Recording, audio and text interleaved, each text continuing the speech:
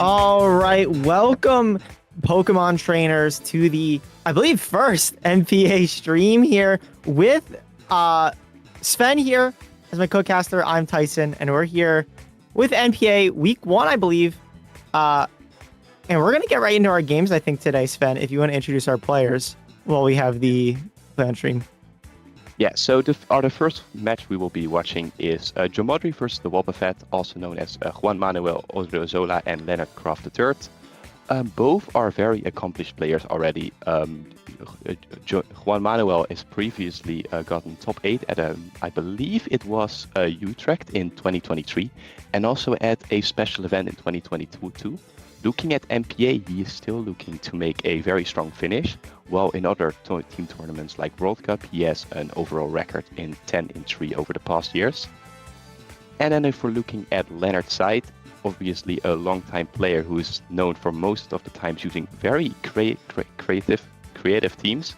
Creative teams, and yes. Yeah, speaking is hard sometimes. And some of his most recent results are top 4 at Indianapolis in 2024, top 16 NAIC in 2023, and top 8 at Peoria Regionals in 2023. Yeah, absolutely. So, player results aside, we know that NPA has so many talented players, and every single week and every single match is going to be jam-packed with so much action and truly high-level gameplay. I think it's a blessing that we're able to gather so many strong trainers together for a tournament like this that we don't normally get to see in something like the main season of what you consider VGC, right? Where you kind of have to wait a month, sometimes weeks if you have any players traveling to EU, but you don't really get to see a culmination or like a melting pot of all the strongest trainers in one area, unless you're in scenarios like NPA. And I really think that's a lot of fun. You also get to see a lot of cool, unique teams. We have a couple of surprises here for us today as well between our matches. But I think, honestly, we're ready to get into our game 1 here as we kind of dive into team preview. Yeah, I'm excited. And so what are your thoughts here? I believe the player preview we are going to have is Jamodri with their Kyogre team, what are your thoughts on these 6? So this Kyogre team has actually reached multiple good performances. I believe it dates back from Oliver Eskelin, a Finnish player, using this at Worlds last season.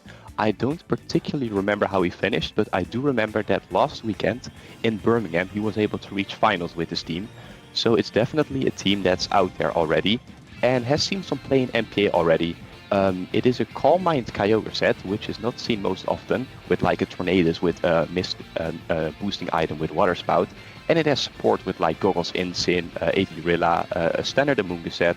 Amoonguss is always just going to be generally good on a team like this. Some immediate damage from Scarf Urshifu, and to round it all out, we have a Roaring Moon with a booster energy, which can set Tailwind if needed and can support with knockoff to remove items like Rocky Helmet, or for example, a boosting item from another Kyogre. And what I think is really cool about this team is that this trainer's opted into a lot of different speed controls and way of kind of manipulating the battlefield to really get the speed in their favor, or at least get themselves in a position to really set up this Kyogre for a good game. You really want to make sure you're getting those Calm Minds off, again, especially against the Wobbuffet's team here, with something like the Lunala and the Indeedee, which we know has that Meteor Beam with the Power Herb. They also have an Urshifu, Sturgeon Strikes with Focus Sash, and Okie Dokie, and Indeedee Female, Ursaluna, and Tornadus, all of which kind of support each other for 2 very different modes. Unlike the Kyogre, which kind of has this Calm Mind mode and then supporting it, you have the Wobbuffet's team, which has a Tricker mode and like a faster mode in the Lunala with the Tricker mode, and the Tornadus in the Tailwind mode. This Okie Dokie here is also an interesting pick, I'd like to say, opting for the Assault Vest, and it has Gunk Shot, Drain Punch, Knockoff, and Low Kick. So a myriad of moves there to kind of support the team actually doing reasonably well into this Rain team, I think, with the Assault Vest, able to eating the Kyogre's hits, and then also being able to hit Rillaboom and Incineroar, key pieces, I think, in this matchup with something like the Poison move and the Fighting moves. Yeah, I agree, especially with the ability Gardock. It does very well into the double fake out core of the Kyogre team against like Incineroar Rillaboom. So really able to disturb that double fake out when they try to pivot it in and out, but then get an attack boost every time, and that gives Okidogi the opportunity to do massive damage to even that Calm Mind Kyogre. We're gonna see the leads now. We're gonna see DaWoblefet leading with Tornadus and Urshifu, and we're gonna see Jamodri leading with a Roaring Moon and Kyogre.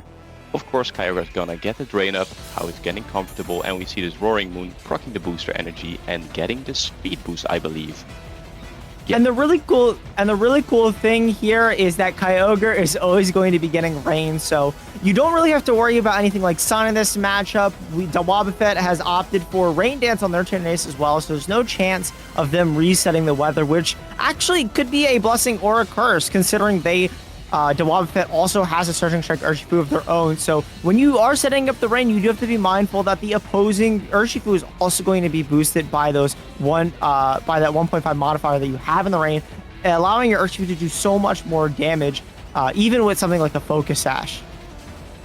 It's definitely interesting to see the speed dynamics here. If the Urshifu is going to be faster than the speed boosting Roaring Moon, if Tornado sets Tailwind, that could have real implications on turn 1 to see if maybe a fast close combat gets off. But no opting for Tailwind from Tornadus, just a Tailwind from Roaring Moon, and a Kyogre outspeeding and just going for an Origin Pulse straight up. And this makes a lot of sense. Yeah, just going for the Bleak Wind Storm, thinking I don't need Tailwind yet, I can delay it by a turn to get that advantage in a bit later and just do some massive damage right now. And we're going to see the Surging Strikes into the Roaring Moon, potentially reading a Terra here. And it looks like Roaring Moon is just going to hang on for now. And I think even without a Terra, I think the Surging Strikes is correct, because going for a close combat and having them Terra is a lot worse than going for Surging Strikes and them being in Bleak Wind range next turn. The really cool thing here is that you were a little bit lucky and you did get a Bleak Wind drop on both the Roaring Moon and the Kyogre, so you will be able to outspeed when you go for Tailwind with your Prankster Tornadus this turn, allowing your Pokemon in the back to also outspeed here, and you have an advantage on the Roaring Moon, which is on its last legs right here. So if you KO the Roaring Moon this turn, you can get rid of any potential option of Tailwind, but Jamodri's preserving an option, realizing that maybe they need Tailwind later in the game.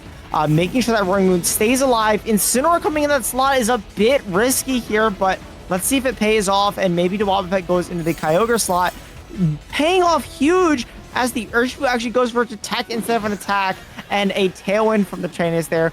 DaWoblefet playing it safe, just trying to make sure that Urshifu gets to live the turn so that they can threaten a KO next. Yeah, I do think the reason we're seeing a Detect here from this Urshifu is that maybe he was afraid that even with the Tailwind and the speed drop, because of Roaring Moon's high base speed, that it would still be able to outspeed and kill it before it gets an attack off. We're gonna see a Kyogre with the Origin Pulse and actually just getting that clean KO off on the Tornadus, and it's interesting to see now what DaWoblefet is going to bring out. There is fake out pressure next turn from Jamodri, which is something to keep in mind, and this Urshifu just protected, so it is vulnerable to a potential fake out and Origin Pulse and do a lot of damage to it. Yeah, and DaWoblefet opting for the Stellar Terastallization on the Urshifu means there's no Terra Ghost option to avoid something like the Fake Out here. But Jamodri making an interesting play to swap out the Incineroar, maybe predicting DaWoblefet to switch out the Urshifu, kind of playing into that Fake Out and resetting the Fake Out so that you always have Fake Out pressure on the board, but not actually clicking it, which I think is a super interesting play as Lunala comes in here from DaWoblefet. A reasonably bulky Pokemon, especially with that Shadow Shield, is going to be able to eat a hit from something like the Kyogre. We're going to see Urshifu being preserved in the back for now, and even an Incineroar switch out, potentially implying that he thinks, okay, there might be a Meteor Beam incoming, and I need my Incineroar for later on to get to recycle Fake Out. So we're going to see a Rillaboom switch in here, getting that Grassy Terrain up. And now we're going to see the Lunala getting a +1 special attack boost, and I assume this is going to be targeted into the Rillaboom, just trying to get a clean KO onto that Incineroar slot that it previously was. And it is connected. And that does 50% there. With a little bit of an animation hiccup there, but the Origin Pulse does fire off, and that Assault Vest already paying dividends as the Okie Dokie takes not that much. I thought it would honestly take more, but that Assault Vest allowing it to not even take half there, and with the grassy terrain, you're probably able to eat 1 or 2 more, at least 1 more for sure.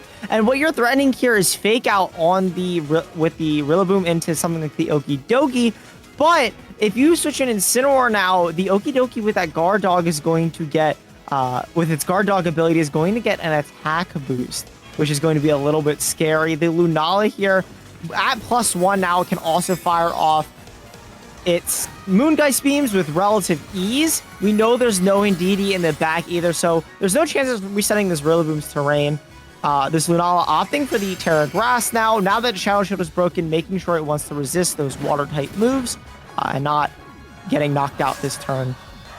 We're just going to see a safe takeout from the Rillaboom. The one thing that is good for this Kyogre is that the Lunala has no wild cards, so it can just freely go fire of an Origin Pulse, what we're going to see right now, and it does connect again. And oh, that is a critical hit on the Okie Dokie. That is actually very unfortunate, because I think based on how much that damage that did the previous turn, it would have lived here. 100%. Like I said before, I think as long as Origin Pulse hits, Okie Dokie definitely goes down in 2 turns there. Not yet the Okie Dokie is kind of big, as it was a huge threat to both the Pokemon on this field. Considering it was at neutral and you couldn't really lower its attack with something like your Incineroar, it was able to threaten a KO into both the Kyogre or the Rillaboom from both of these ranges. The Lunala here, though, is still threatening a KO into both of them. The Moongeist did a lot of damage to that Kyogre since it hasn't really gotten a chance to play Calm Mind. DaWoblefet really hasn't let Jamodri get enough time to set up something like a Calm Mind by just clicking damaging move after damaging move.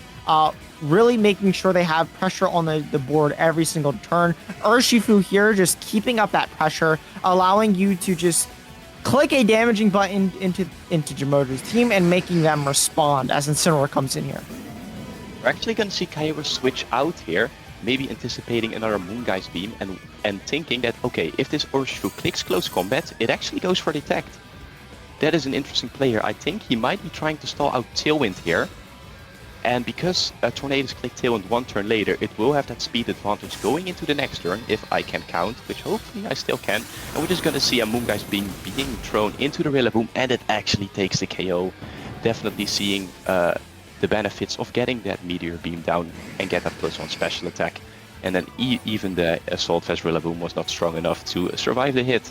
So we're going to see, I believe, we're going to have Kyogre in here. Or the Roaring Moon actually, because of it switched out after turn 1. It can now threaten damage again versus this Terra. With Acrobatics, it can do super effective damage to either the Urshifu or the Lunala. Yeah, and I like this position a lot here because you know that the Urshifu just went for Protect. I think the Protect makes a lot of sense there. You really want to make sure you're not dying near the Rillaboom, and then something like the Lunala can get the knockout on a Rillaboom. We saw how much Meteor Beam did. We knew Moongeist was going to do more, especially with the +1. The Rillaboom's KO is inevitable there. We see the Flying Terastallization come out here from Jamodri. Threatening the Lunala, the cool thing is, as you had kind of mentioned before, the Lunala doesn't have Wide Guard, but it also doesnon have Protect. So something like a Fake Out Acrobatics is super, super safe here, and you don't even have to play for a switch on Urshifu, because if you always fake out that slot, you're always getting the Acrobatics there into the Lunala, and this is a huge knockout. Yeah, it's going to be definitely interesting to see, because I believe Urshifu is the last Pokemon remaining for the DaWoblefet. What I am curious about is if Aqua Jet is going to get this KO on a Roaring Moon and maybe get a potential 1v3 sweep. I highly doubt that's going to be possible, but we're going to see the Aqua Jet, and it is enough to take the KO onto the Roaring Moon, which did its job honestly. It set Tailwind in the early game, and then it got the crucial knockout on the Lunala. So he has some time to rest. So we're actually going to see a Will-O-Wisp from the Incineroar, hitting that with 85% accuracy. And from this point on, it's looking very good for Jamodri to win this game, with Rillaboom coming in the back and this burnt Urshifu not able to do massive damage anymore. Yeah, absolutely. So instead of the Rillaboom, which unfortunately is dead, the Kyogre, or knocked out, the Kyogre is going to come in here and set up the rain again. I don't even think with the rain boost, this Urshifu is going to be able to do enough here to the Kyogre and the Incineroar. Urshifu does not have any spread moves on this set to really even go for something like a Rock Slide Flinch if you decide to run that on your Urshifu for whatever reason.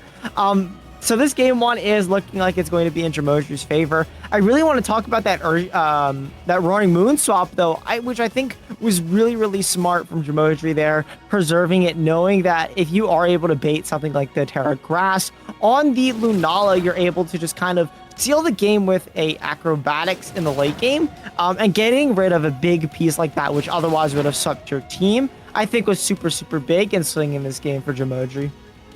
Yeah, definitely, especially with keeping in mind this both this Lunala and Okidoki are Terra Grass, combine this with the weakness of flying already to Urshifu, being able to get rid of the threats from the Roaring Moon, and then in the late game bring it in, click those acrobatics, get the crucial KO, and be able to get into this game win. We're actually Kyogre just opting for a safe Ice Beam, because at this point the game should be very much sealed, especially after this turn, and not trying to risk those Origin Pulse misses and then get axed out by a potential close combat crit or anything. Yeah, exactly, because if Surging Strikes for some whatever reason, if your Incineroar has like no defense EVs, no HP EVs, and you decide to go like max speed, max attack or something, there's maybe gets a KO on the Incineroar and you miss all your Origin Pulses, there's a way maybe DaWoblefet squeaks a win here. But Jamodri playing it safe, going for the 100% accurate moves, knocking out the Urshifu to take game one here against DaWoblefet. I think the most interesting thing we've seen this game is normally when you look at this Kyogre team, it's very centered about getting those Calm Minds up, double fake out, pivot in, pivot out, protect, get a Spore off with a Moongus. But we actually saw Jamodri just going on pure offense from the start, setting that Tailwind and just keep spamming those Origin Pulses.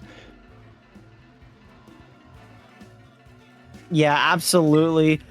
Sorry, you cut out there for me just a little bit, but we have the game two here. I'm really curious what maybe the game plan is from DaWoblefet this time. How do we think he can adjust? Maybe I was thinking maybe you could position the Lunala a bit differently, but it's a bit difficult, right? Because you really have to manage the Shadow Shield, as well as when do you want to launch that Terra Grass so that you're able to eat the Kyogre hit, but then also you don't die to something like the Roaring Moon in the back with acrobatics, like in game one. I think it could be crucial. We saw last time that maybe if both lead the same, if you think, okay, this Roaring Moon's not going to Terra, if you are able to get a close combat off on turn one and read that he's not going to Terra it, you prevent them from getting speed control, and then after that you can set your own, and after that you can just keep clicking Bleak Wind plus CC, and then potentially even bring that Indy in the back with the Lunala and get those expanding forces off from massive damage, and even being able to kill Incin with a Meteor Beam if that switches in to prevent expanding force damage. Absolutely. I think Expanding Force could actually be really, really useful here. There is not a single resist except, well, besides the Roaring Moon and the Incineroar, there's not a single resist or immunity. So if you do get the Roaring Moon to Terrasilize into the flying, you could get away with a cheeky Expanding Force. Granted, you get rid of something like the Incineroar. As the Okidogi and Tornadus is the new lead of choice for DaWoblefet here, as well as Roaring Moon and Kyogre from Jamodri. Yeah, I think this makes sense, because this time with the Okidogi on the field, with that Assault Vest, you should be able to tank pretty much 2 hits normally from that Kyogre, as we saw in the first game, which it unfortunately didn't live because of that critical hit. But it's interesting to see how this adaptation will go for DaWoblefet, because I think you can just set Tailwind here and try to get some damage off again onto this Roaring Moon with, for example, a low kick or a Drain Punch. Yeah, I think this goes along the lines of what you were saying before, is kind of similar to the Lunala, right, where you bait out the Terra Grass by firing off water moves and getting rid of its Shadow Shield and forcing into a position where it has to Terrasilize. You're kind of forcing Jamodri here to go for a Terrasalization on their Roaring Moon, so you open up an option like the Expanding Force. By threatening it with just immediate fighting type damage, you're forcing it to go for this Terra Flying here and go for something like an Acrobatics. But instead opts for a Tailwind there, making sure you get speed control and you're able to fire off big attacks with your Kyogre here. Oh, and we see the first Origin Pulse miss of the game. It was bound to happen at some point with that 85% accuracy. I'm actually surprised this is the first miss we've seen so far, because generally, with Groudon and Kyogre, your Origin Pulses and Prestimus Blades can miss sometimes, and that's really frustrating, but it is your own choice to run those moves. And we're actually just gonna see a Bleak Windstorm again, delaying the Tailwind again from the DaWoblefet. And I think that this turn then you're gonna try and set the Tailwind, because if Tornadus gets killed here without getting the speed control up, that could potentially just allow Jamodri to just sweep through this game. And even this turn, the Okidogi is not very safe here, because the Roaring Moon is threading an Acrobatics into it. So this looks like a bit of an awkward spot from the DaWoblefet. I'm really interested to see how he plans to live this turn, being able to get back into this game and not get swept right on.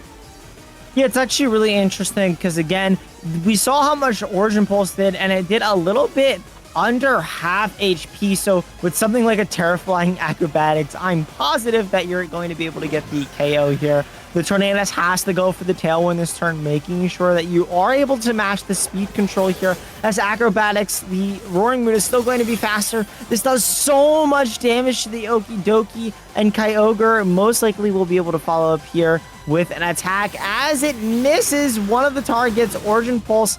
Oh, wait, no, I misread that. But the Origin Pulse hits both targets, actually, allowing you to knock out the Okidogi and the Tornadus, and that's huge for Jamodri. Yeah, Okidogi actually missing the Gung Shot here. That would have done that's what they missed. Yeah, massive damage into the Kyogre because of this stab. And I believe Okidogi has a pretty high, it has a base attack stat of 128, which would have done a lot into Kyogre. And we're gonna see the Lunala come out now, this time around. And together with, I don't read Spanish, it's the Urshifu, so no adaptations from his side, only the move order. And we're going to see a knockoff in this time and an Origin Pulse. Just playing it safe, as I said last game. No White Guard. There is still Terra available, so this could potentially be a Terra Grass to try and really don't take a lot of damage from this knockoff. Because even with Shadow Shield, it's still 4 times weak. Yeah, absolutely. I think you kind of have to go for it. And then if, Jamodri does decide to go for something like an Acrobatics into Lunala slot, reading that, you have Shadow Shield at least to take that. It's better than taking the 4 times super effective move. The really important thing to note, though, is that because you missed that Gunk Shot on something like the Kyogre, the Urshifu no longer threatens a knockout on the Kyogre with something like a close combat. And your fire is to go with Aqua Jet, which misses the KO even in the rain, as knockoff goes to Lunala with no Terastallization, no Power Herb now, as Meteor Beam fires off, it is not going to be able to complete in the 1 turn. So just a complete turn of events there for Jamodri, or not turn of events, but just complete domination for Jamodri here on this turn. That live is actually very crucial, because if that actually gets the KO, the knockoff doesn't go off, Roaring Moon dies, and Lunala, which is faster than Kyogre, can do some massive damage to that Kyogre with a Meteor Beam, and potentially reverse sweep this, because there is speed control on that end, and as we know, the ones in the back from Jamodri, like Incineroar and Rillaboom, are generally not faster than a Lunala or a Urshifu, and we're just gonna see Aqua Jet again this time, but this Lunala is locked into Meteor Beam, so that is rough here. Maybe with a critical hit it can kill this Kyogre, but I think with the general bulk of this, I think normally it should be able to live. Let's see. Oh yeah, easily. And from here on, of course, you can just click Ice Beam, kill this Kyogre, and now this is looking very good again from Jamodri. Urshifu once again being the only one left on the field and has a lot of work to do to potentially try and reverse sweep this.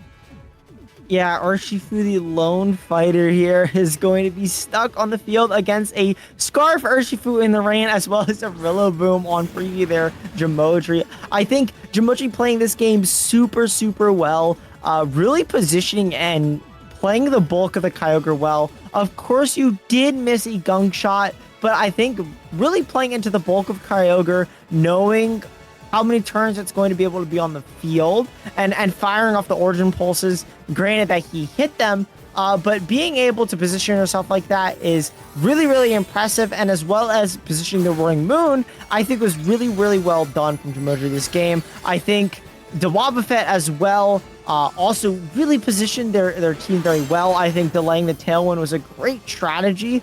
Just a bit unfortunate that you missed moves like the Gunk Shot there, which could turn the game in their favor and potentially bring it to a game 3. The Stellar Terastallization close combat, not getting the Urshifu, and With that minus the defense drop, the close combat from the Scarfish here, and a combination from the Kyogre should be able to give game 3 or game 2 to Jimoji.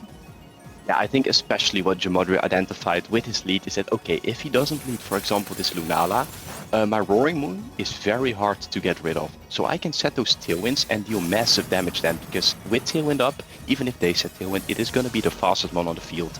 And generally, Knockoff and Acrobatics are both a very strong move. And they don't have a lot of resistance on their team, because Knockoff super effective versus Lunala, Acrobatics super effective versus Urshifu and Okidogi, and I think that's what caused a lot of issues for the DaWoblefet. Just this Roaring Moon in general, and being able to deal damage from the start on and threaten Jamodri into awkward switches. Absolutely. And what an amazing game to start our stream off with here. I do believe we can talk about the next 2 players here in our match. It's going to be a rapid fire of amazing games today as we get into our next game, which I believe the 2 players, if you want to introduce them, Sven. So I believe this game we have LucaPaz, who actually this weekend he got top 8 with this Koraidon team at San Antonio Regionals. This is a team that has been run by Giovanni Shisuke and Carlos Cabal from Worlds On, and they have been keeping the development of this team, still having confidence in it. While even on Twitter there has been a lot of jokes has been made about how bad Koraidon was and how it was never shown in top cut results. But actually this weekend in San Antonio, I believe it got top 8 on 3 different teams. So actually showing its potential and how strong it could be. LucaPaz, not his first time playing NPA, generally always has a very solid record and is looking to build upon his week 1 win here as well. On the other side, I believe we have Crystal, who is famously known from building the Zacian Kyogre, a Grimmsnarl Zapdos team, also known as how people just called it Crystal Rain back in 2022 in Sword and Shield, which he got top 64 at Worlds with. I believe he also used to play World Cup for Team South Korea. I don't think he played last year, but the iterations before, he was a member that could always be relied upon on taking wins. When we're looking at his last season of NPA, he was in military service and he was on the Aces again.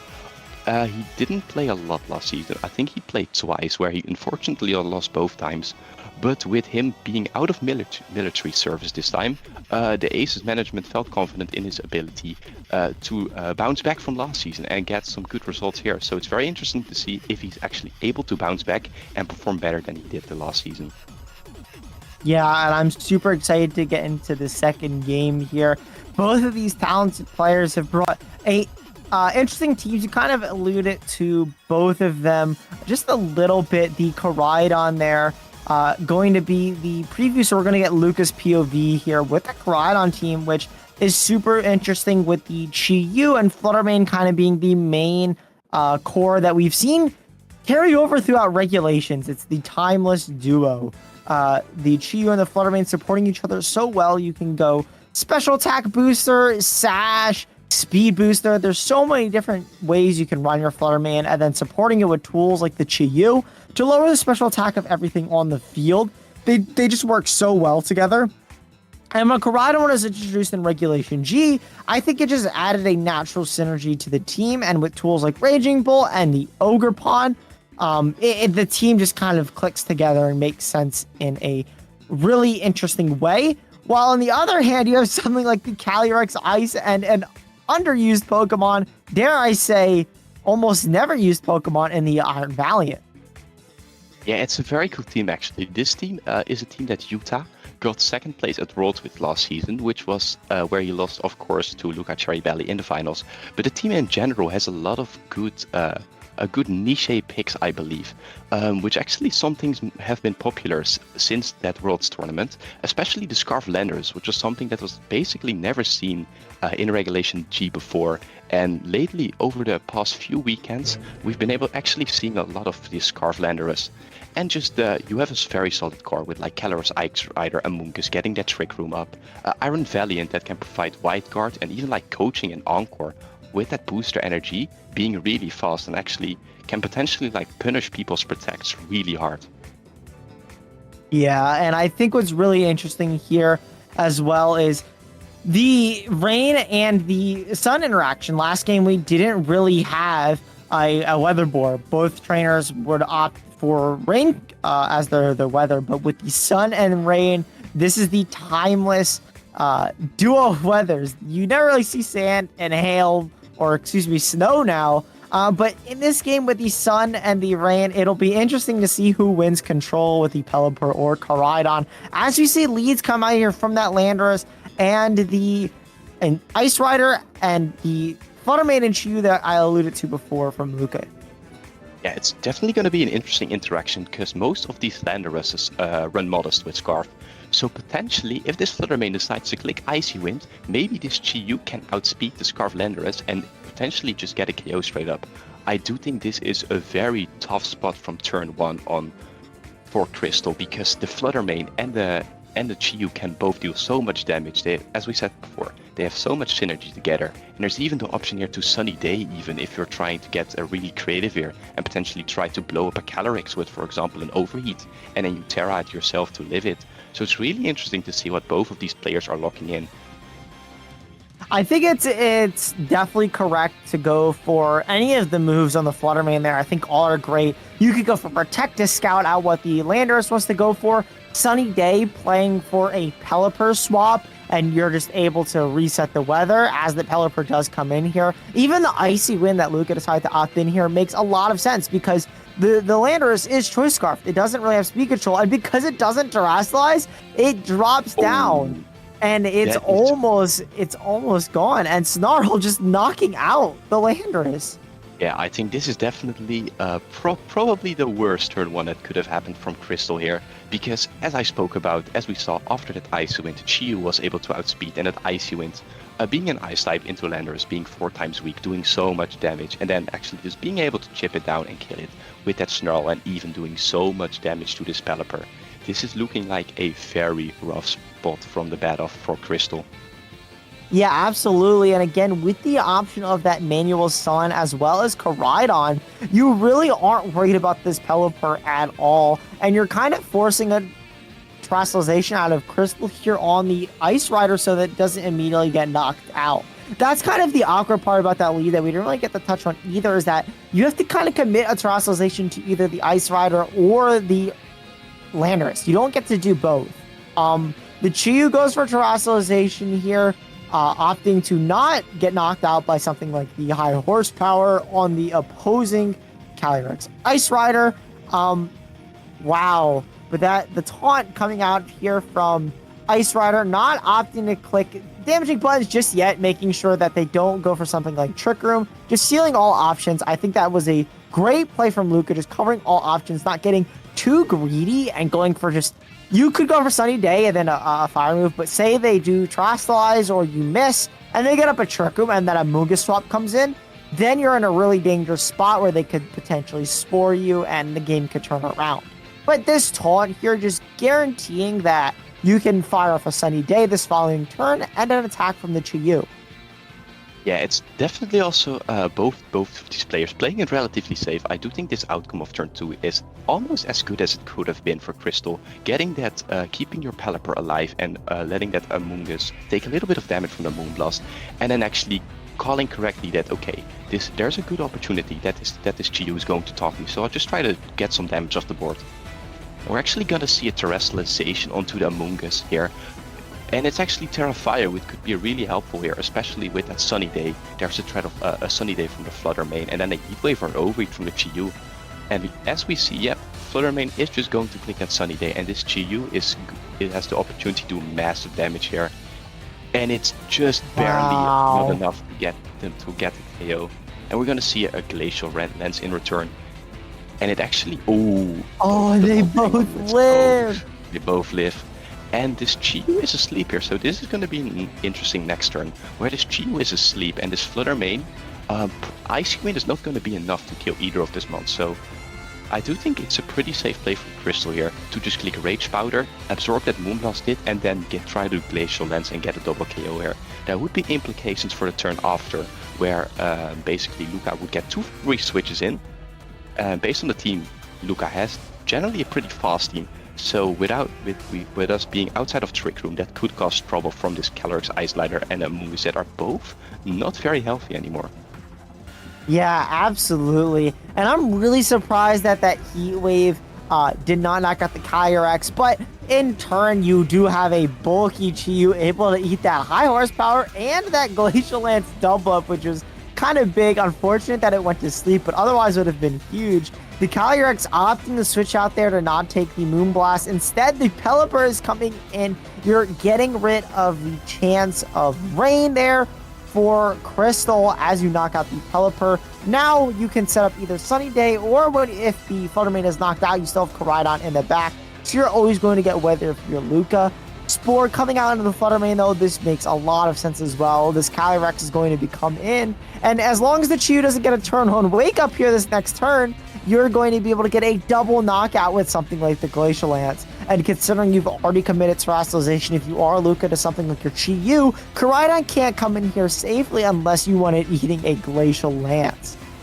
Yeah, I do think this turn is going to decide the game, because you even have possibly the option to say, okay, what if he has something, as we see actually a Ditto in the back, what if I'm able to set Trick Room first, hoping that they both stay asleep, and then from on, just spam Glacial Lance and Spore slot, so even if they have healthy mons in the back, I'll be able to Spore it. So we're actually going to see that Ditto switch in. It's always fun to see a Ditto, man. Like, it actually has a pretty good record so far in Regulation G, and it's something I've always been really excited to see. And we're going to see this Flutter Mane being asleep here, obviously. And we're actually going to see a Pelipper from this Amoonguss into this Calyrex, which does indicate that this Calyrex is clicking Trick Room here. So this is actually not a bad spot anymore, especially after this turn one, where it pretty much looked over. We're actually having a pretty damn close game here.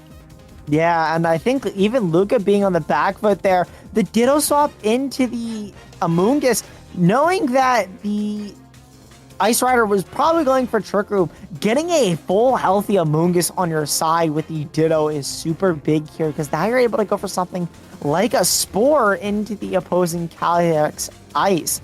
Of course, you do have to be careful about giving this Ice Rider a boost, with the Flutter Mane being fodder for Glacial Lance from Crystal here. You can also continue to just Pollen Puff your own Calyrex Ice up here. But actually what's interesting here as a future interaction, you could Rage Powder away the Pollen Puffs from the opposing Amoonguss, because it's no longer a Grass type, which is a little bit interesting here. You can obviously want to go for Spore first into the Calyrex to kind of make sure it can't get that Glacial Lance, and you're forcing the Amoonguss to target the Flutter Mane down. But in the future, what you could do now is you could Rage Powder away the Pollen Puffs so that the Calyrex doesn't have a way to heal, and you kind of get to target down the Calyrex. Of course, that forces the Amoonguss into like Rage Powder and stuff like that, but I just thought that was cool. I think these sleep turns here are going to be absolutely crucial, because let's say if this Calyrex is able to wake up, it probably has enough damage to KO both of these mons now. So the sleep turns are probably going to decide the outcome of this game here. And with sleep, you never know. You can get lucky, you can get a one-turn wake, or you can get screwed over by it by a 3-turn sleep. So I think that's really interesting to see if this Calyrex says, okay, it's enough for me. It's time for me to show what I'm worth. Yeah, and Luca playing into that wake up just in case it does happen. You just go for a Protect here. The Spore makes a lot of sense as well. Stopping that Amoonguss completely. Why Rage Powder when you could just put the opposing Amoonguss to sleep too? That's the kind of the downside of Terastallizing your Amoonguss, is that it's no longer a Grass type. Meaning it is susceptible to things like the Spore and the Rage Powder. The Calyrex Ice Rider is going to stay asleep here, and you have to be careful, because now it's getting closer and closer to the guaranteed wake up after its third turn. One more turn and the Calyrex Ice Rider will be able to guarantee wake up. You see Luca here kind of opting in. Do I go for the double protect? Maybe he sacrifices the Chi-Yu and tries to burn the last turn of Trick Room. It's going to come down to sleep turns, like you said, and it's going to take some amazing planning from Luca here to kind of finesse this end game. Yeah, Trick Room will be ending in 1 or 2 turns, I believe. So if this Calyrex stays asleep and you're able to kill this Amoonguss here, then you could potentially see Crystal actually winning here. But it's going to be, as you said, it's just going to depend on the sleep turns here. All we can do is wait and see what's going to happen. And I think this is a super interesting play here from Luca, opting to switch in the Chi-Yu for the Amoonguss. I think the idea is that if the Calyrex does happen to wake up, what you can do is you can switch in the Ditto on that slot and potentially get the boosts from the Calyrex Ice Rider, which it doesn't kill the Koraidon, knocks out the Chi-Yu, bringing it to +1 here. Yeah, that's actually a crucial lift, because if this kills, then this Chi-Yu comes in, and with the moves it has, I don't think it's able to get 2 KOs at the same time, but Koraidon is able to just go click a collision course, kill this Amoonguss, protect the next turn, stall out Trick Room, and then kill this Calyrex Ice Rider with a Flare Blitz. So sleep turns, as we said, deciding the game. If this Amoonguss had woken up this turn, it would have been able to spore this Koraidon, and then I think this game flips the other side around in the favor of Crystal.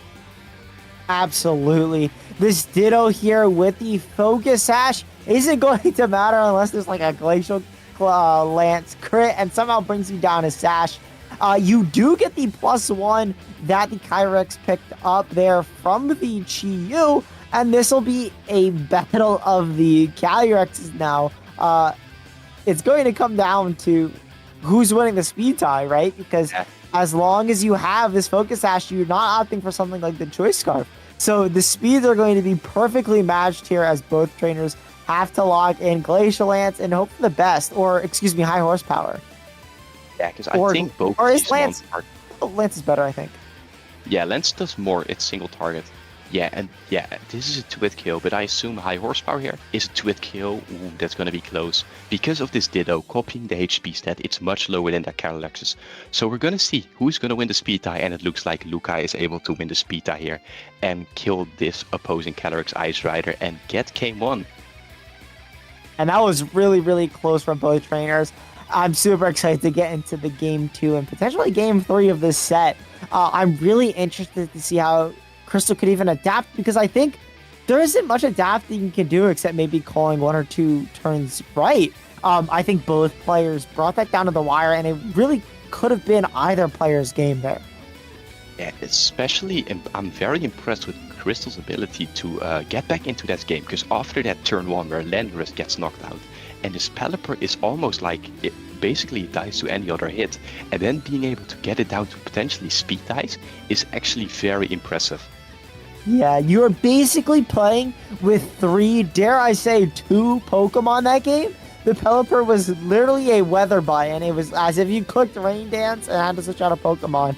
And then the Landers, like just getting knocked out to the Snarl and the Icy Wind there was so huge. I think if Crystal is able to get an extra Pokemon, so either not bringing Landorus at all and opting for something like the Urshifu maybe, and maybe putting the gas on immediately instead of something like the Calyrex requires, maybe like the Trick Room or something, maybe stepping on the gas and lead. If you are going to lead something like the Landorus, I think something like the Urshifu to pair with it makes a lot of sense, because then you're able, against like the Fluttermane Chi-Yu lead, you could bring in something like the Pelipper and fire off strong attacks. But it really is going to come down to leads, I think, to kind of who starts to build up momentum in this game too. Yeah, I think it's also a possibility that we saw, okay, this Fluttermane and Chi-Yu, they generally like to click spread moves here as well. So maybe if you lead like even the Iron Valiant or a Pelipper, and you're able to click this White Guard next to the Landorus, you are able to keep the speed control in your favor on the Landorus with that Choice Scarf and not allow the Chi-Yu to hit before you. So that's possibly an adaptation we could see, but there's only one way. We'll find out when we're jumping into this game 2 right now. Yeah, and I'm super interested to see how Crystal does adjust here. Again, we are going to get Luca's POV here in this game 2. Let's see what both trainers decide to lead. It's going to be the Urshifu and the Calyrex. No Landorus on lead for Crystal, as the Chi-Yu and Fluttermane from Luca there. And this is going to be such an important turn already, because this Urshifu, let me check. This Urshifu is, I don't believe it has the Focus Sash, or has it? It actually has the Focus Sash, but even then, it's probably slower than both of these months. So you're gonna have to call here, okay, is he gonna double the Urshifu, or is he gonna double the Calyrex? Am I going to Terra something, or am I not going to Terra? This turn 1 is probably most likely just get the read right, and build off that momentum and get in the flow of the game and be able to slowly sweep from there on. Yeah, and I think the Urshifu here, like I had said before, putting on immediate pressure and forcing this Chiyu to kind of terrestrialize, right? If it doesn't want to take like an Aqua Jet plus a high horsepower here, it's going to have to terrestrialize. The important thing here is that the Urshifu is focus sash. You do kind of have to commit and target it down to make sure you're able to knock it out this turn. If you do want to attack it, of course, Crystal has the option for something like Protect. To make sure the Urshifu does live this turn and fire off an attack with the Calyrex. We know that it lived a Heat Wave in the sun. So if you're able to get in a position like that, you're in a good spot for Crystal. But the Moonblast firing off into the Urshifu there, bringing it down to that Focus Sash, as we said before. And if this is a Heat Wave from the Chiyu, this could be super dangerous. The Snarl going out instead and getting another knockout, just a turn 1 knockout again from Luca.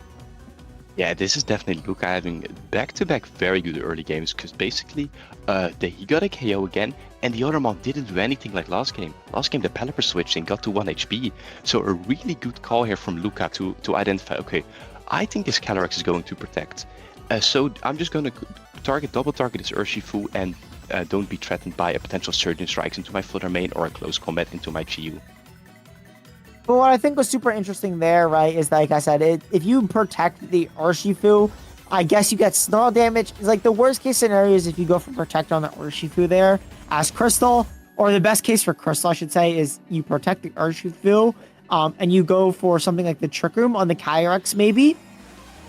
Or even if you go for Trick Room that turn and you let the Urshifu die and the Amoonguss comes in, that could have been really good as well. But with just Protect on the Calyrex, you don't have Trick Room, you don't have Speed Control on your side. The only thing you've really gotten from Luca here is a Terrestrialization.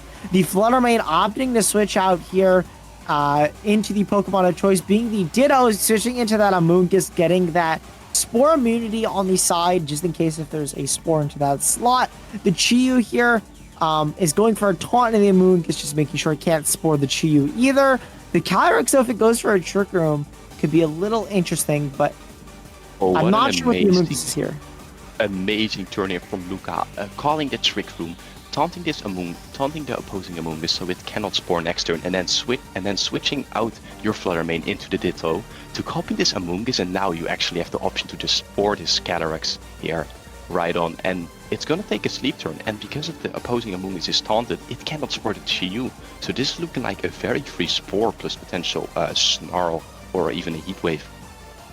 Yeah, and like you said, I just think taunting the Amoonguss there, as well as getting your own Amoonguss on the field there, showing the prowess of Ditto really, and in the right spot, showing how strong it can be, allowing you to quite literally take the opponent's Pokemon for yourself and use it to your advantage. Something like the Amoonguss offering so much utility in that Spore, as well as the Palm Puff even for healing up your own Chiyu. The Heat Wave is going to do so much damage to that Amoonguss, and it has to switch out here.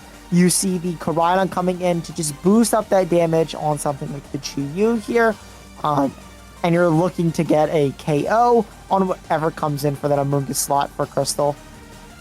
Yeah, once again, you were able to protect this Calyrex, but we're running into the same issues again here, where this Amoonguss is super free to just click the Spore into Calyrex, and Chiyu just launching a very strong Heat Wave into these mons.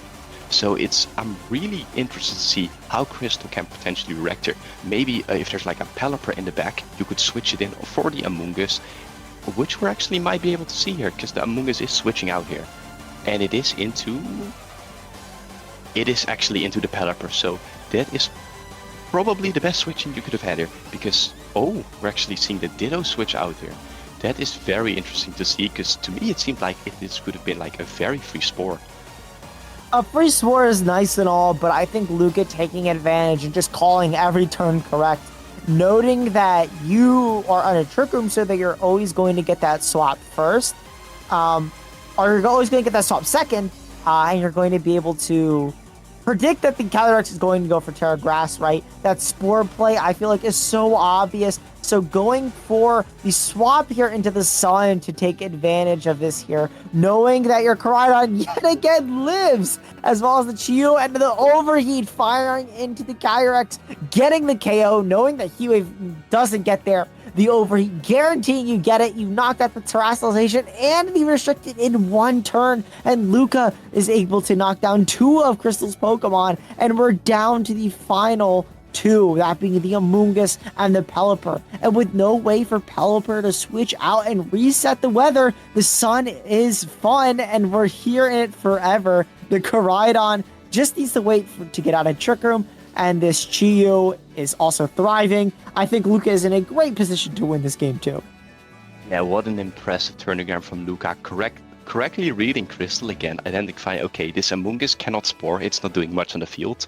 The Calyrex has Terra Grass, so if they switch in Pelipper, I can switch in my own Koraidon, win the Weather War, and then launch a super powerful Overheat into this Calyrex and guarantee the KO, because that Calyrex is the main damage threat from Crystal's end.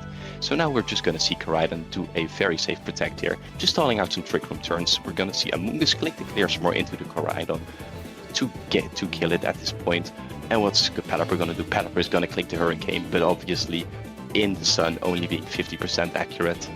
This is very rough from Crystal, which Amoonguss even being taunted now and not able to click Spore anymore. And just going for the safe play of taunting, there's no reason to go for a miss. You can miss Heat Wave, you can miss Overheat, but you can't miss Taunt. And that's just going to stop the Amoonguss there from going into a Spore. Make sure you can't go for a Spore, forcing the Clear Smog out here. To knock out the Koraidon, I think is correct anyways. I know that Spore could end the game, or not end the game, but at least favor Crystal, as the Hurricane actually does land here and knock out the Chiyu. But just making sure that the Amoonguss has no way of kind of stopping any of her pieces and is forced to go for damage move should just seal this up for Luca here. Yeah, especially with Trick Room ending now and the Flutter Mane coming in, getting that speed control, and even the Ditto copying the Pelipper and setting up this Rain again after the Koraidon is dead, which it doesn't need the Sun anymore. So we're just gonna see the Ditto copying the Pelipper, and this position looks very good for Luca, especially since that Amoonguss is still taunted, and this Pelipper does not carry Protect. So you're not even afraid that it might be able to protect. So we're just going to see the ISU in to avoid potential speed ties. So otherwise what could happen is the opposing Pelipper actually clicks Hurricane into Luca's Pelipper, confuses it, and then the game can be tricky. But by clicking ISU in, if you hit it, you guarantee to get the speed control and able to just freely Hurricane his Amoonguss to get the KO. We do actually see both of them connect, and that means we're going to see this Hurricane being launched into the Amoonguss and getting this KO here. And staying with the only one left is being Pelipper, which has a lot of work to do to kill both of these mons. Yeah, and I don't even think with the weather up for the Pelipper, it's a little bit too late as the Weather Ball fires off in the Flutter Mane here. No Chiyu on Luca's side to maybe get the KO there. Even with the Life Orb, you really need the Chiyu on Luca's side there to work in your favor to maybe get the KO on the Flutter Mane and then hope for Hurricane confuses if you're Crystal. But Luca is going to take the set 2-0 against Crystal in what was a mostly dominating set. I'd say the game 2 is a lot more in Luca's favor, but that game 1 was so back and forth. But what I really want to take away from both of these games is the turn 1s, where Luca just kind of put the gas immediately on and was able to take a crucial KO. That and the Urshifu and the Landorus, getting those big KOs, getting rid of those damage dealers early, so that Crystal was on the kind of the back foot, and had to kind of set up Trick Room and then awkwardly navigate the Amoonguss and the Pelipper. Yeah, there were so many possibilities from those turn 1, because the Flutter Chiyu has like a big threat of offensive damage. Like, it can go for Icy Winds, get speed control, it can just Moonblast, Overheat. There are so many different options you have to cover, and it's something that Luca caught correctly in both of the games, which was able to set him up for success in the later games and get a 2-0 victory here. Yeah, and that's not going to be it. We have one more set for all of our lovely viewers here on the NPA broadcast. We're going to be jumping into a game 3 very, very soon. Sven, do you want to introduce our players? So this match will be Fiona, also known as Yoshi&Lugia, versus Jono, an English player. Both of these players have previously mixed results in NPA, wherein Fiona had a pretty tough last season, going to Infor, while Jono had a very good season on the Stars last season, where he finished 5-2, and he was actually retained this time. So the Stars had a lot of faith in Jono's ability to play his game, win his sets, but also probably then, if you're retained, provide a lot of value outside of his own match, potentially with prepping with other people. So we're actually going to see from Jono's side the team we saw earlier, which we saw Jamori pivoting to victory. The same team again, the Calm Mind Ogre, the Double Fake Out, the Among Us, the Urshifu, and the Speed Booster Roaring Meme. And on Fiona's side, we can start about actually talking about some of Fiona's results more, where she got top 4 at regional, and most recently she got 3 times back-to-back day 2s, so actually showing the consistency over the last few tournaments she attended, while the last one she played was NAIC last year. She wasn't able to go to Worlds, unfortunately, but in the NAIC showing a strong performance in Regulation G and trying to build off that momentum in NPA after even a week 1 win from her. Yeah, and with both of these talented players here, again, it's so hard to really name a player here in this tournament that doesn't have some result to their name. NPA is such a stacked tournament, and having players from all over the world being able to compete and play each of these weeks, it truly is a treat to get to watch these games. And let's jump into preview to see what we're watching today for our final game of week 2 of NPA. We have a Miraidon team versus the Kyogre team that you had mentioned before. We're going to be getting Yoshi&Lugia's POV here with that Miraidon, opting for something a little bit interesting, and I don't think is too common, that Iron Bundle. Jono there opting for the similar team, if not the same exact team as the other Kyogre team we saw earlier. But I really want to talk about this Miraidon team, Sven, so what are your thoughts? Yeah, so basically, at first glance, it might look a bit similar to Cherry's Worlds winning team, where you have the core of that Specs Miraidon, that AV Iron Hands, and the Electric Seed for Rigoroth, being able to prevent Fake Out and let your Miraidon do massive damage, while also having a solid Trick Room option with the Iron Hands. But we're actually seeing Fiona, instead of the Ogre-Born Heartflame, opting for an Incineroar here, and then to round it out, actually using an Iron Bundle, which is a Pokemon we do not see regularly in Regulation G, and actually not even running the Hydro Pump this time around, but actually an Encore, which can prevent, as we said earlier, with Iron Valiant, Punish Protects, Punish Setup, which could be very relevant here, which, because Fiona is playing versus a team that has Double Fake Out, and even Calm Mind with Kyogre. So this is something that could be very valuable for her in the set. Yeah, absolutely. And I think it's going to be interesting in this game that the Rillaboom and the Miraidon are going to be fighting for terrain control, obviously. Just typing-wise, the Miraidon is going to be strong into the Kyogre. But with things like the Terra Grass and the Calm Mind, it quickly becomes not as easy for Miraidon to really target you down. And with things, of course, like the Rillaboom and the Among Us as well, it's really going to be interesting how Yoshi&Lugia positions their Miraidon to kind of get around this Rillaboom. As we see the Rillaboom lead there, and the Kyogre just immediately opting for Fake Out and a Calm Mind potentially. That's what I'm seeing here. You can start to build up those special defense boosts so that something like the Miraidon doesn't do as much, but actually instead opting to switch out the Kyogre there in the presence of the Iron Bundle and the Iron Hands for something like the Among Us. This also makes a lot of sense.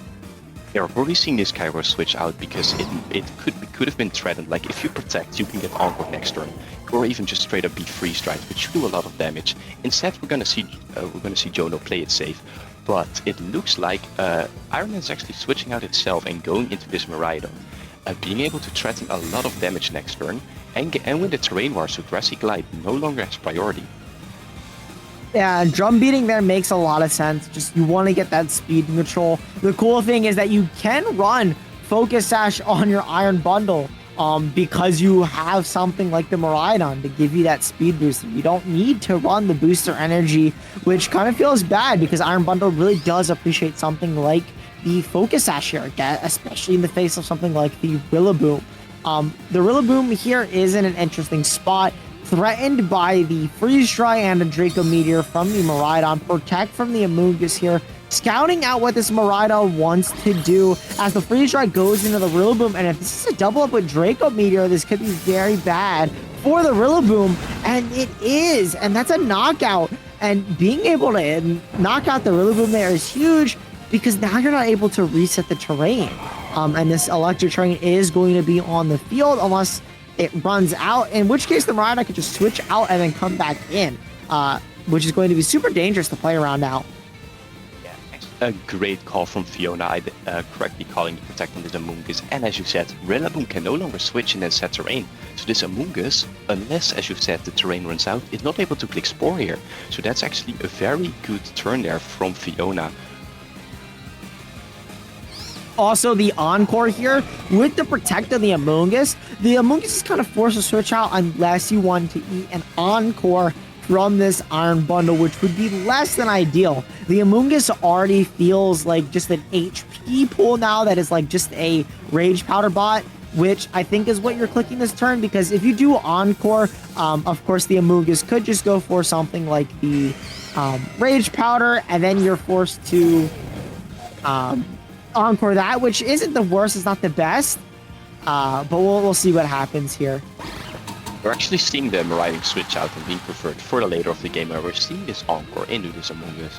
So it will be locked into the Protect. We're seeing Kyogre just launch an Origin Pulse, doing actually a really solid amount of damage to this Iron Bundle, even while being resisted. We're going to see Amoonguss try and attempt to get the double Protect from the Encore, which fails. So this time we have the Iron Hands with Fake Out Pressure again. So it's interesting to see what Fiona's going to do here, because you have the option to just double this Amoonguss because it cannot protect. But we're actually going to see the Amoonguss switch out here. So I'm really interested to see what the last mon is going to be. And it's going to be that Urshifu. Oh, it's going to be Urshifu. Now, I'm just imagining if Fiona did get that turn and stuck to their gut and double that slot, they would have had a knockout on the Urshifu there. But I still think this is amazing because you still are able to do a lot of damage to this Urshifu. It's not Focus Sash, so you don't really have to worry about breaking it. The Iron Bundle is going to be faster than the Urshifu here, I believe, because of the electric terrain. You're going to be faster. The Scarf Urshifu normally would outspeed you, but again, because of that electric terrain, you are able to actually outspeed. The Iron Hands here healing up from that Origin Pulse as well with the Drain Punch. You're in such a good position. I also noticed here that the Iron Hand doesn't have an electric move. So you're not even threatening something like a Wild Charge in this Kyogre. You just kind of have to click Drain Punch or Low Kick into the Kyogre, which isn't the worst, but it's not super effective damage. It is something we've seen more recently over the past few weeks on ladder and tournaments on these Miraidon teams, where you already have your nuke button with Electro Drift and Volt Switch. So the Iron Hands identifying that, okay, Low Kick is actually very strong move, especially versus like Calyrex Ice Rider and even this Kyogre. Because I believe that's going to be 120 base power still. We're actually going to see just a Freeze Dry. Oh no! Just switch in and it misses the Iron Bundle. Oh no! And the Drain Punch barely missing the knockout there on the Amoonguss. Drain Punch bringing the Iron Hands to just enough HP where it's able to eat another Origin Pulse. Even after the Rocky Helmet, I think it's close. Oh, especially with the rain stopping, I think that will be enough for the Kyogre to not be able to knock out the Iron Hands there. It's going to be close. This Iron Hands here is going to look for a Drain Punch potentially again, going for the Terra Water to try to remove any risk of that Origin Pulse knocking you out this turn. The Iron Bundle not even needing the Quark Drive anymore, concerning the Urshifu isn't on the field. You're able to get a knockout on this Amoonguss this turn, or an Urshifu if it switches in. The position for Fiona here is super offensive, and you're threatening so much damage. And with Terrestrialization burnt now, you have so much HP and so many resources that you're able to just click damaging buttons, and your opponent just has to kind of respond. Yeah, especially with this Terra Water, you're not going to be able to get crit by Origin Pulse and then get KO'd in return. But we're actually just going to see a Freeze Dry into a Amoonguss that is just safely clicking this Protect, not wanting to get a lot of damage this turn. And we're going to see the Kyogre actually a pretty greedy play, trying to go for this Calm Mind here. So we're going to see what the Iron Hands locked in here. and it looks like it's going to be a low kick. And wow, that is so much damage. Yeah, that's the power of low kick. Iron Hand's generally a pretty heavy mon, and into a lot of like restricteds, like I said, Kyogre and even Calyrex Ice Rider, it's a 120 base power stab move. And especially if you're able to get that electric terrain up again, that can do some very big damage. And we're just going to see Amoonguss click the Rage Powder here, keeping this Kyogre as healthy as possible. We're just going to see the Freeze Dry, which will be able to kill this Amoonguss here, obviously. And the question is Iron Hands with his Terra being able to live the Origin Pulse at +1? And it turns out it is. Yeah, there's just so many modifiers there in Fiona's favor. You can't run everything on the Kyogre, right? You can't have max special attack, max HP, max speed, max everything. So you really are reliant on those Calm Minds to do any sort of damage. Otherwise, you don't really have any bulk, which then you can't set up a Calm Mind. So it's kind of this like endless loop where you really want to get Calm Minds for your Kyogre to be sweeping, and especially trying to knock out something like a Iron Hands with its amazing bulk, and then also the Terra Water on top of that. You really needed maybe 1 or 2 Calm Minds. So while it may seem greedy, I think it was what they needed to click to maybe get back in the game. The Maraudon here, though, just sealing the fate of this poor Urshifu as it fires off a close combat as a final-ditch effort. Not able to get there on the Maraudon, even with a critical hit. It does not have any spread moves, and 2 versus 1, this Maraudon is able to Electro Drift and fire off another Urshifu, and Fiona is going to take game 1 of this set. Very well played from Fiona, and we're actually the crucial turn this game was where Fiona was able to correctly identify the Protect on the Amoonguss and doubled his Rillaboom with Freeze Dry and Draco Meteor and removed the terrain from the rest of the game, making this Amoonguss pretty much useless. And this had a lot of implications the other turns, where Amoonguss, it actually protected that turn, so it got encored, so it became just a liability for the rest of the game, which Fiona was able to capitalize off. Yeah, I think this is super interesting the way you really need to preserve your Rillaboom, I think, here in this game 2 plan.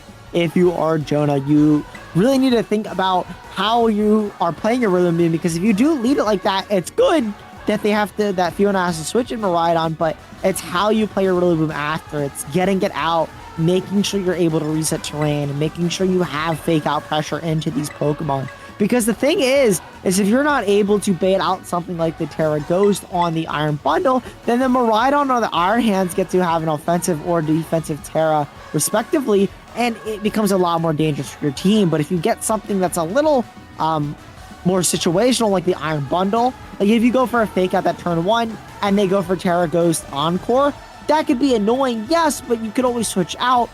You want to anyways to reset terrain, and then you're also banning out a Terra Ghost from the Iron Bundle. I think just making sure the Iron Hands of the Maraudon doesn't Terra is going to be your #1 goal, and then also making sure you preserve terrain with your Rillaboom is going to be your second goal. Yeah, I think that's most important, because if you're able to switch out your Rillaboom and get it back in and override that electric terrain, then you're actually able to threaten Spores, which could make sure your Kyogre has time to set up and get those Calm Minds up and then do massive damage with either Origin Pulse or Ice Beam. Yeah, absolutely, because I think if you do, I think what you can do is you can honestly commit to a Terrestrial Sister Grass on your Kyogre and just get it set up. If you can get your Kyogre set up, get it to Calm Mind boosts, you know that with no electric move, that the Iron Hands has to go for fighting moves, so it's never going to click super effective moves into anyways. So the only really thing you're worried about here is the Iron Bundle, and knowing that Fiona is not going to lead the Maraudon, you're okay with maybe eating a Freeze Dry or 2 if it means you can Pollen Puff up your Kyogre, or put something to sleep here, forcing the Maraudon in here from Fiona. Yeah, it's really interesting to see how Jono is going to call this turn, because there is always the opportunity for this Maraudon to switch in and prevent Spore to go off here. So it's really interesting to see how he's going to do. The issue is here, if you protect, you can get Anchor the next turn, but we're seeing no protects here, and it looks like we're just going to see a Fake Out and a Freeze Dry into this Amoonguss. And what's really interesting here is if you get a freeze off the Iron Bundle, and the Kyogre, of course, takes the flinch, but the Thaw and the Spore. So much happening in that turn there. Jono correctly calling the Miraidon was not going to switch in there correctly. I think, like, you could say it was a prediction, but I think realistically, it was the correct play regardless. You know that if you bring a Miraidon, that Jono has the Rillaboom in the back. So the Spore is relatively safe here. It's not as predict heavy as some players would be deceived to think. Being able to use that advantage that the Miraidon isn't switching in this turn, knowing that Fiona kind of has to wait for the Rillaboom to switch before switching in your Miraidon, or your terrain's just going to get reset. I think Jono played that absolutely beautifully. The Iron Bundle is going to sleep here, and now your Kyogre is in a really good position to start setting up Calm Minds, to be honest. Yeah, really, especially with this Iron Bundle being asleep now and at least has to take one turn of sleep, not able to either deal a lot of damage with that freeze dry, and he's also not even able to encore, which was one of the main issues we saw in the previous game. So very well played by Jono there from identifying that, okay, this Iron Bundle is the biggest threat on Fiona's team for me. If I can manage to get a Spore off, I can set up eventually and able to do a lot of damage from there. We're actually just seeing Jono going on the offense here by just clicking Origin Pulse and Sludge Bomb. But wow, that low kick, man, in electric terrain, that is so much damage again. It does do so much damage. And I misread the team sheet there. So the reason there is no Palm Puff Calm Mind plays because the Amoonguss doesn't even have it. I was reminded as that Sludge Bomb came out from the Amoonguss into the Miraidon, they don't even have Palm Puff. So I think going on the offense, if you are Jono there, is correct. You don't really have the time to set up with your Kyogre. The Palm Puff isn't an option for you, so you don't really have a way to heal against this Iron Hands. And as we can see, the Iron Hands is doing so much damage. You really just need to click damaging buttons and hope that Fiona isn't able to respond. Actually going to see this Amoonguss switch out here and get some help back with Regenerator. And here is the Rillaboom, actually overriding the terrain, mitigating the damage that this Miraidon can do, and actually trying to potentially catch a Volt Switch here. Let's see what happens. Kyogre is going for the Protect. Miraidon is clicking this Volt Switch into this Kyogre. Very good turn again by Jono here, because this turn now what happens is you have a Fake Out pressure on the field, you have terrain advantage, and Fake Out the Ice Beam into this Miraidon is relatively safe here. But you do have to think about the fact that this Iron Hands can just try and kill this Kyogre with like a low kick based on how much damage it did the previous time. I think even if you knock out the Kyogre here, I want to even say maybe Drain Punch because of the electric train could maybe get there. It would definitely be a roll. I think low kick is definitely the safer option. But healing up is a little nice here. The other option you could play for is that you know that the Miraidon is potentially switching out here. If you are Jono, you can make another call and double up into the Iron Hands here with something like a Wood Hammer and an Ice Beam, and that could be super big as well. And if you get this turn correct, I think Jono might be able to swing back this game too. I do think Jono is a pretty safe player because the Terra is still an option, and this Kyogre is Grass Terra, and we saw it lock into Volt Switch. So going for this Grass Terra on the Kyogre and maybe try to kill this Iron Hands with double up seems pretty safe here, and it is actually what's gonna happen. The Kyogre did lock into this Terra Grass, saying, okay, Miraidon, you can go switch out for now, but you are not killing me with you in the process. And that's exactly what happens. Volt Switch, make sure that the Kyogre lives. We're gonna see this Miraidon switch out and try to set terrain for the later game.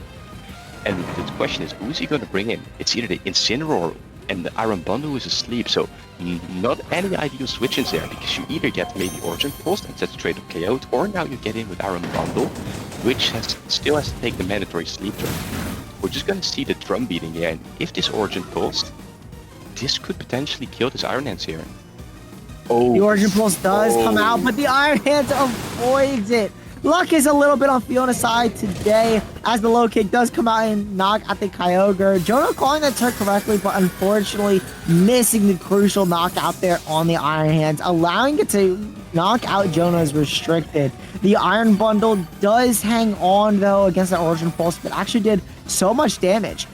It is in range of a Grassy Glide from this Rillaboom, though, and it's going to be very, very close. I think with Kyogre, though, it is going to be a bit uphill. You have to switch out your Rillaboom this turn, I think, to not only reset Fake Out, but reset terrain, because the Miraidon being alive in the back and not really having a way now to kind of beat it down is kind of frustrating, I think, for Jono. You have something like the Urshifu in the back or this Roaring Moon to maybe knock it down with speed, but it's going to be very, very close.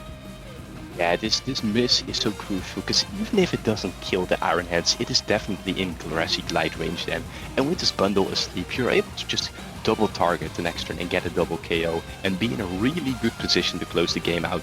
But now it's going to be close again, because as we saw previously, Fiona does have an Incineroar in the back, which can intimidate both these modes and possibly allow this Iron Hands to live a double up.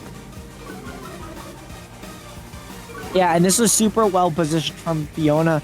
Bringing Incineroar into Rain is always weird in some scenarios, but into a team like this where there's so many physical threats that could end up neutering your team, especially that Rillaboom, I think Incineroar in and of itself, or Rillaboom in and of itself is worthy enough cause to bring your Incineroar.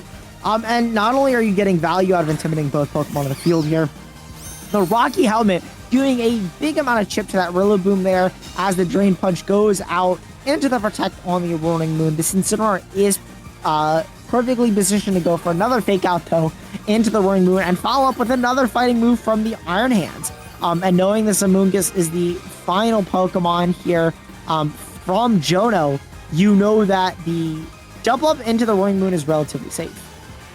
Yeah, it's probably also pretty safe to just fake out this Amoonguss here, but oh, the Roaring Moon gets the Protect. So we're gonna see the fake out going into the Amoonguss here, so at least not another Mon is getting support on Fiona's end.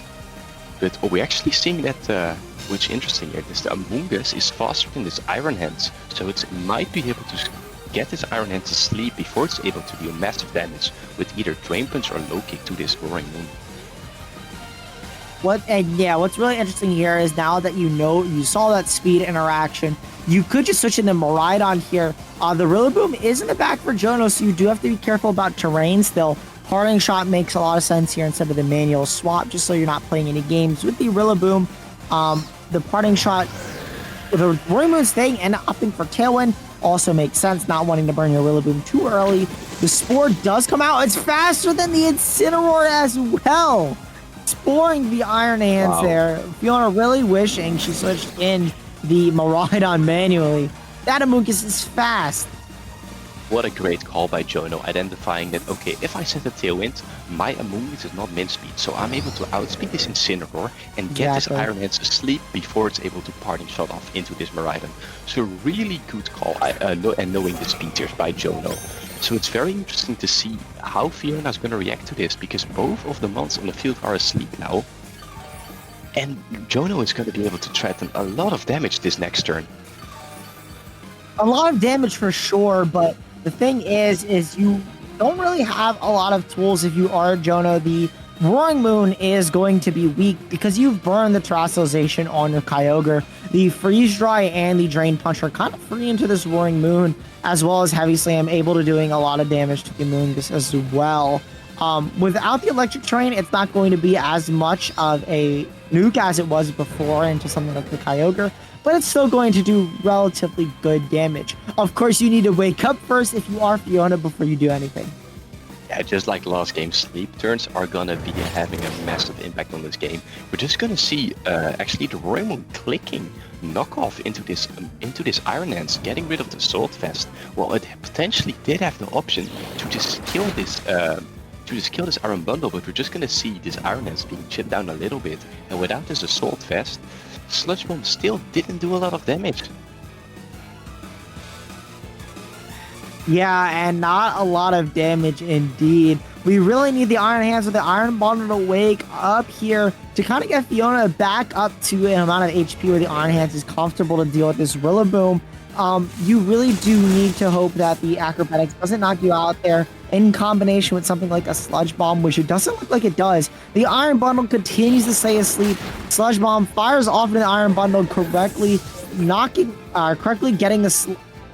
getting the slot correct, knocking out the Iron Bundle, which is nice. Drain Punch going into the Roaring Moon there, bringing it down to 1 HP.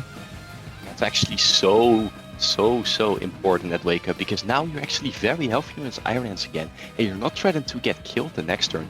So now Fiona is in a pretty good spot again, where you have Fake Out pressure here. So Fake Out plus Drain Punch is very safe here again. But I think the problem there is because the Iron Hands woke up and you were able to heal so much. We saw how much the Acrobatics was doing. We saw how much the Sludge Bomb was doing. And at Roaring Moon going down another stage of attack, this Incineroar just has a free Flare Blitz into this Amoonguss. And if you double up with something like the Heavy Slam, this Amoonguss isn't looking like it's in the best slot. Or best spot. Excuse me. Best slot and spot. As this team here is threatening so much pressure into it. Yeah, it's going to be especially tough because this Roaring Moon did get intimidated once again. But we're actually going to see Fiona opting out this Iron Hands into this Miraidon, saying, okay, I know their Amoonguss is faster, so I don't want to get Sport again, because that could have some, if I get a 3-turn sleep, then it could potentially get tricky again. So we're just going to see a safe player get this Miraidon back into the field, prevent anyone from being able to get a sleep. And we're actually going to see a Roaring Moon click knockoff again into this Incineroar, getting rid of the Rocky Helmet. But by doing so, you actually KO yourself, and now this Incineroar is free to just straight up get a Flare Blitz and potentially Oko this, not Oko, but kill this Amoonguss here. Yeah, and the Flare Blitz doing so much damage, bringing the Amoonguss down to 1 HP, but with no way for Amoonguss to switch out, now that it's a Rillaboom and a Amoonguss with no Tailwind on Jono's side, staring down a Miraidon, you are able to get terrain control here and fire off a Spore, but the problem is you kind of have to pick a slot. Fiona is going to be able to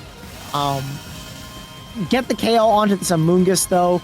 You can't go for Fake Out and Spore safely, just because one of the slots is going to be faster than your Amoonguss, unless this Amoonguss is faster than the Incineroar without Tailwind, but I highly doubt that. This Flare Blitz, you just double the Amoonguss here, getting the knockout, making sure they can't Spore, and just accepting the fact that Rillaboom is faking out a slot here. The Terra Ghost on Incineroar, I didn't even realize that Fiona still had Trastization available. This Terra Ghost is just going to seal that, and as long as you're faster than this Amoonguss, you would have been able to knock it out, but Jono realizing the end game there and throwing in the towel, giving Fiona the 2-0 in this set. And that was a very fun set to watch again. Game 1 we saw a pretty dominant win from Fiona, but I do think that Game 2, the Origin Pulse Miss on the Iron Hands was really important for Fiona to take that second game, because as we saw that Iron Hands was able to, because they had Roaring Moon in the back, was able to Drain Punch and get all that health back again. Well, if that Origin Pulse had hit, it would have been in Grassy Glide range and it would have been eliminated that turn.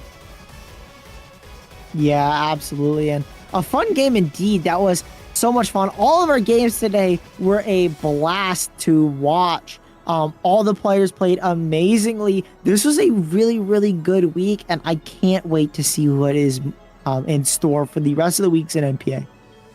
Yeah, I also believe at this point, almost all of this week's matches are done, so we can do a quick recap of that. The Blizzards versus Tycoons is currently 4-3 in favor of Blizzards, with MoMA versus King of Mars being the deciding game to see if Blizzards are able to take the win there or if Tycoons are able to tie it up. That game is going to be played in approximately 2.5 hours, so if you are interested in seeing the outcome of that, make sure to keep an eye on either the VGC chat room on Showdown or the NPA Discord, well, it will be shared. The Aces versus the Samurais. The Samurais were able to get a close win over the Aces in a 5-3 set, where Axior was playing the deciding set a few hours ago versus Eternal Snowman. Then we had Blades versus Symbionts, where Blades got a pretty comfortable win, and we have then Puppies versus Masks, which also got to Game 8, which was very close. We saw the last game being Sella versus Finabas, which was able to tie it up 4-4. And then the Slateport City Cruisers versus Stars, with Fiona's win, they were able to take the victory 5-3 this week. Yeah, absolutely. And thank you for the analysis, and thank you for casting with me, Sven. It was a blast. But I think that's going to be a wrap here on NPA Week 2. Thank you all for watching today's stream, and stay tuned for next week as we dive into Week 3 with a different pair of casters, but hopefully you guys stay tuned for that as well. Unsure the exact times. We'll get that to you ASAP for when we go live. But thank you all for watching. Hopefully you enjoyed today's games, and that's going to be it from us today.